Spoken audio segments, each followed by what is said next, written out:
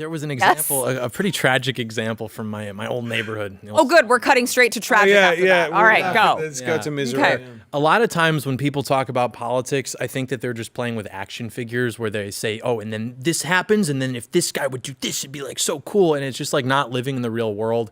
People often say like, oh, well, if everyone would just do, no one is ever going to just. Like you kind of have to understand human nature, meet people where they are.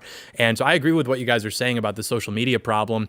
I don't know if I would want to say, kids can't be on social media in general, only because right now I think it's a good tool because you see all these like young men are getting frankly radicalized by us and the content that we put on social media, which is a good way of disrupting sort of like the liberal narrative predominance. But I would say that we need to make sure that like people can't groom online or on social media because it's all public and so they could go after those things. And the example I would provide for parents simply not being tuned in enough to sort of like the cultural differences between, Gen Z, Gen Alpha, and maybe Gen X, Boomer generation. My old scoutmaster, I won't say his name, but he was a real man's man, great guy. Everybody loved him.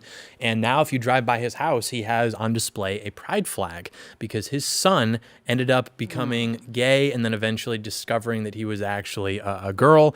And this poor guy, you're just getting totally blindsided by all of these cultural trends, which are completely just like alien to you. You don't understand it. And so it's like you're put into a corner where, okay, do you have your son cut you off or do you put the stupid flag outside?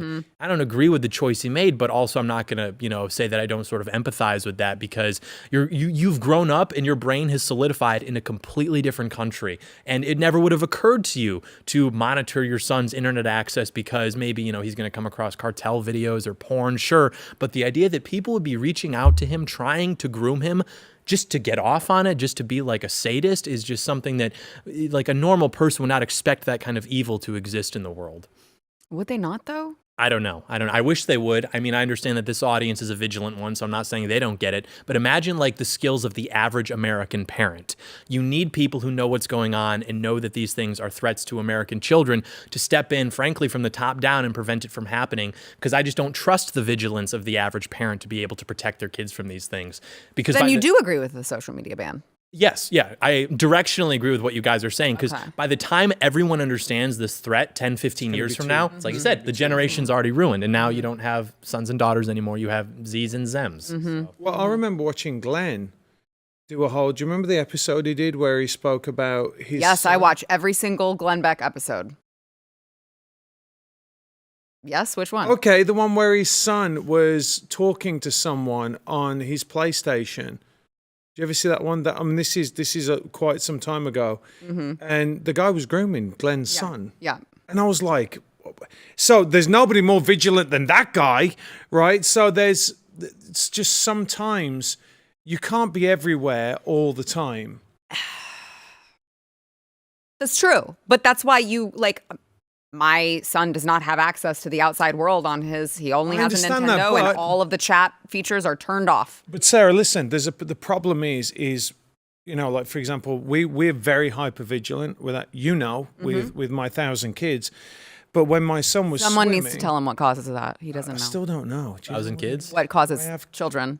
He just keeps having them. Oh, I thought it was because he's British, and so the instinct to spread the empire is still there. There is that as well. The sun won't set on it, yeah.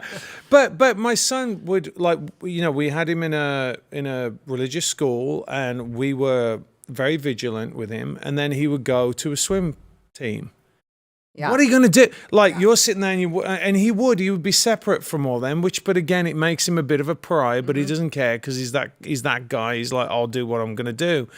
But all you got to do is look over the shoulder of someone who's got a phone, and the majority of the kids' parents, they don't care. They shove them on the screens and push them away. Yeah. So, this is it's a real problem. And by the way, talking about the boomers and the Gen X as well, a lot of people just think, well, I have Facebook and I go through it like this. Yeah. They don't see this group. They have this cognitive dissonance about this grooming. Mm-hmm. Yeah, but I think we're saying the same thing, but the only place that I would clarify with what you said is that I don't disagree with you that the outside world is going to influence them to a certain degree. So you have to make sure to raise your child in such a way that you're talking to them and they know, and so that they know what to do with that information should they run across it. And I agree with that. But at the same time, I think that a lot of lazy parents feel like that gives them permission to just say, well, they're going to find out about it anyway.